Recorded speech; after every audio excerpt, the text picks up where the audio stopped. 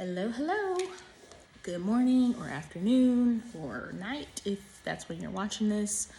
I wanted to come on and been thinking about this for a while, but I really want to share kind of some, not behind the scenes, but like just what's been going on over the last several months or so.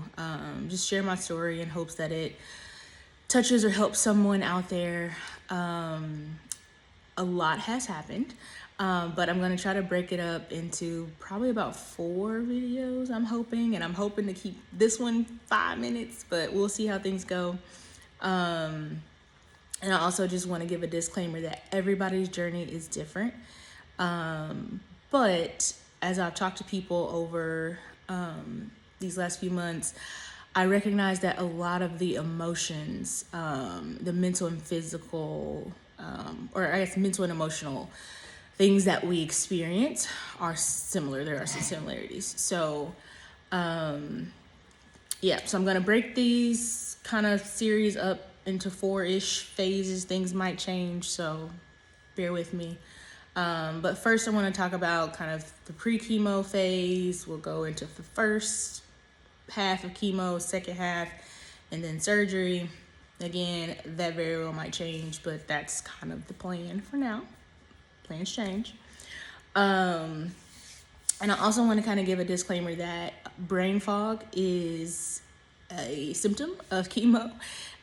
So I have brain fog on top of mommy brain fog, on top of postpartum brain fog. So if I take a moment to kind of find a word that I'm looking for, just bear with me. But today's video, I'm going to talk about how I found my lump, the mammogram biopsy process, and what that was like, and then everything leading up to the first chemo session. So let's jump in. We got about 3-ish minutes. But I found my lump in January 2025. I was in the process of weaning my 14-month-old daughter. And in hindsight, I'm grateful that she was a stickler about her milkies. But at the time, I thought it was a clogged milk duct. So I was doing all the things to get rid of a clogged milk duct. I ordered me some sunflower lecithin. I was doing all the things. But after a few weeks, like, okay, still nothing has changed. There was some pain with that, like when she would nurse, I felt some pain here and there sometimes, and so that made me think that, maybe the milk duct was breaking up, but no. So fast forward to April. I had my initial mammogram on April 8th, so I had a mammogram and an ultrasound that day. I went into it not thinking the worst, I guess, because the gynecologist that I saw, also a mom, also breastfed, she was like, you're still postpartum, you just finished weaning her, like your body might level this out, whatever this is. It could, be milk related. But the radiologist came in after the mammogram and ultrasound, and she was like, we need to do a biopsy. And that moment just changed everything. I didn't ask good questions during that time because I didn't know what to ask, and I'm trying to process, like, what does this mean and what are you trying to tell me without telling me. So that was on a Tuesday.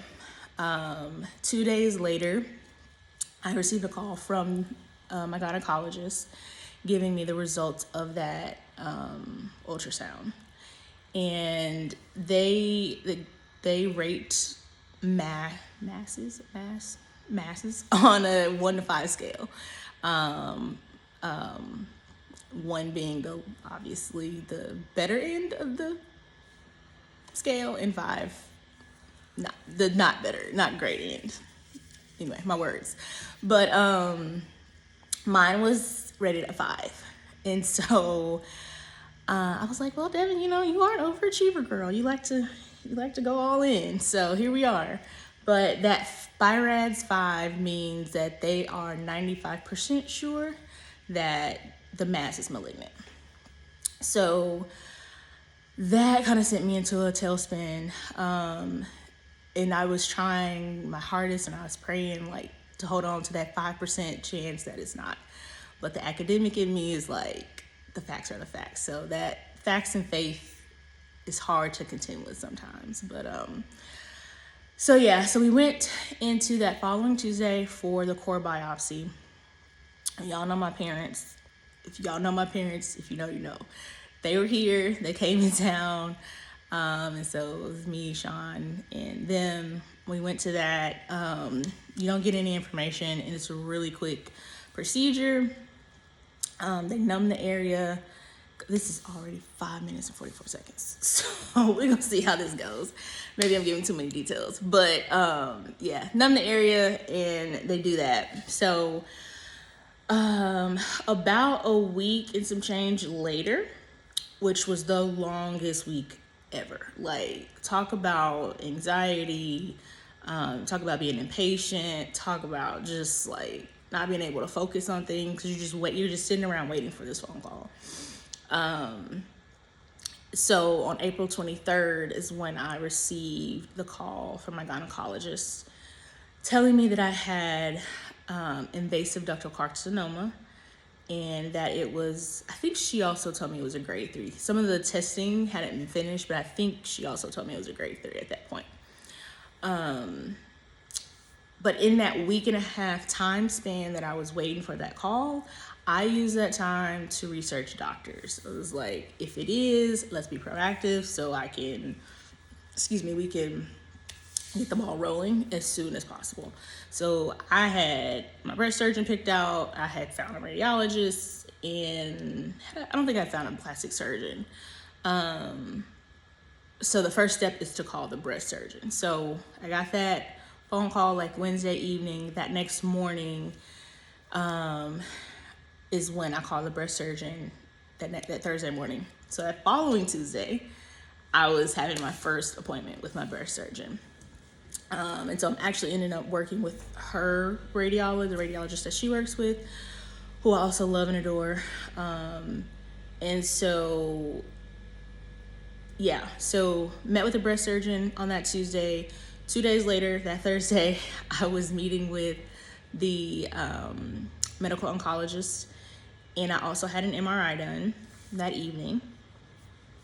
The next week, I had an echocardiogram, not the same as EKG as the lady explained to me, but that was all like, all of these testing, the tests that I'm about to go through are like baseline tests, want to get, where your current state now, but also confirming that the cancer hadn't spread outside of the breast. So had the echocardiogram on that Thursday. The next day I came back for a bone scan and my chemo teach, where they just give you all this information about chemo, what to expect, and symptoms, and ask questions and all that. The following Tuesday, I had a CT scan of, I guess, my upper half of my body. And then 2 days later, that Thursday, I went in for surgery. Like I would say it's minor, it's outpatient, basically surgery, I guess. So I wasn't fully conscious sedation is what they called it, to get my port put in, which is right here on my right side. So I had that done on Thursday. The next day, I went in for my first chemo session. So we'll go into chemo in another video, but those first several weeks obviously were a whirlwind of just emotions. Everything was going so fast. There was so much information to digest, trying to understand everything, trying to make sure we're making the right decisions, because my medical oncologist gave me options for my chemo treatment. I had 3 different options to choose from, in terms of, there were 2 clinical trials going on, and then kind of the standard of care is what they call it. And so there's that to think through, and I haven't even gotten to the whole plastic surgeon portion of it, so that might be a whole nother video. But But yeah, it was a wild month and some change, like barely, yeah, 6 weeks ish, with literally something happening every single week, some kind of appointment every single week. It was a lot. It's still a lot because I am doing chemo weekly, but yesterday was my 10th session of this first phase of chemo. So I have 2 more and I'll be done with the first phase, which is super exciting. And then also a wonderful update is I had a ultrasound a few weeks ago, and the tumor has shrunk already by 1 centimeter.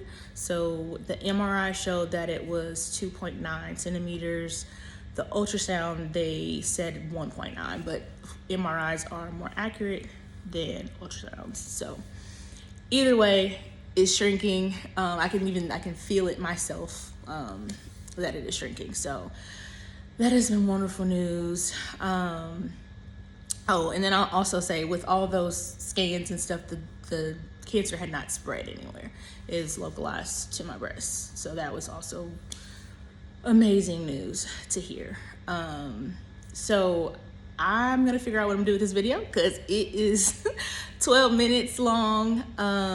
But there's so many other details that I didn't even go into, but I was just trying to give a little glimpse into kind of what's going on. I'll also, as I'm wrapping up, I will shout out Crowned. That's where I got this pocket wrap. I have another one in gray as well, but it's for women that are maybe experiencing alopecia or any other type of hair loss. So it is wonderful and it's very comfortable.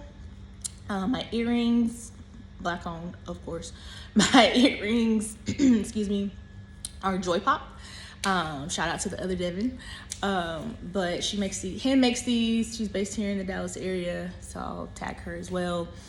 And then these other 2 were not black owned, but got these shirt on Etsy and necklace on Etsy as well. But yeah, wanted to give the update. I'll come back.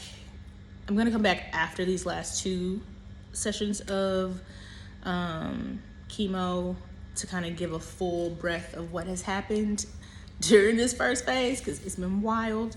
There have been some challenges, some bumps in the road, but we are trucking along. Things are moving along. So again, thank you for the prayers, the encouragement, the support. I really, really appreciate it. And I hope y'all have a wonderful weekend.